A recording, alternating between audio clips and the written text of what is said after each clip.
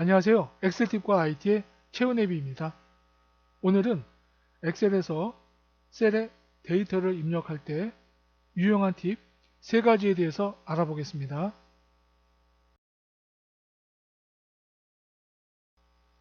엑셀에서는 자동 완성이란 기능이 있습니다.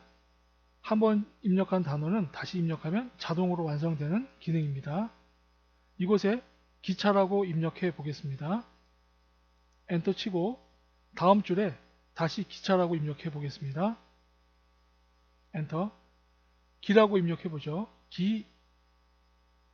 그랬더니 차는 자동으로 입력이 되었습니다. 이런 기능을 자동 완성 기능이라고 합니다. 엔터 치고 이번에는 다른 단어 택시라고 입력해 보겠습니다. 이건 자동 완성이 되지 않습니다. 단어가 틀리니까요. 위에 있는 기차에다가 택이라고 입력해 보죠.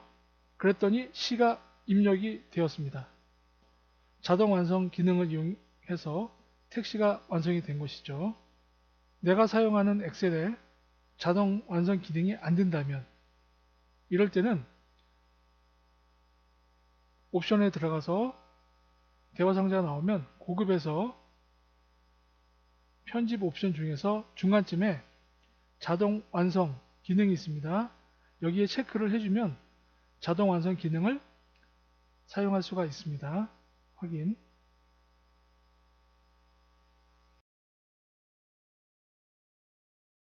두 번째로는 한 셀에 여러 줄을 입력할 때 어떻게 사용하는지 알아보겠습니다.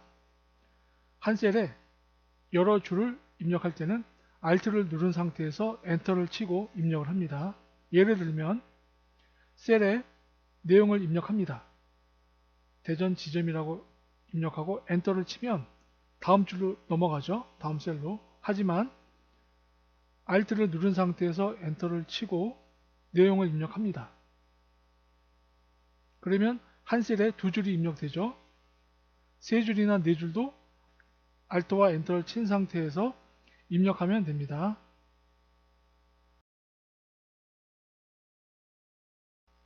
세 번째는 여러 셀에 같은 내용을 입력할 때 한 번에 입력하는 방법에 대해서 알아보겠습니다. 여러 셀에 같은 데이터를 입력할 때는 컨트롤 키를 누른 상태에서 엔터를 칩니다. 이 세 열에 같은 내용을 입력합니다. 먼저 첫 번째 셀에 해당 없음이라고 입력하고 보통은 채우기 핸들을 이용해서 잡아당기면 똑같은 내용이 복사가 돼서 입력이 될 수가 있습니다. 하지만 새 셀을 지정한 다음 단어를 입력합니다. 그 다음에 컨트롤 누른 상태에서 엔터를 칩니다.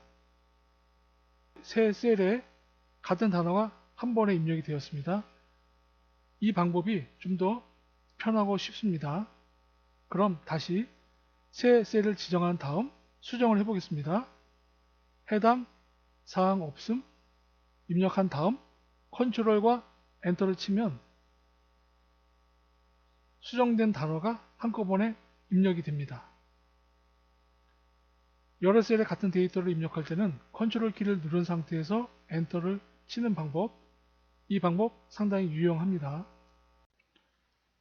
오늘 내용이 마음에 드셨다면 구독과 좋아요 부탁드리겠습니다.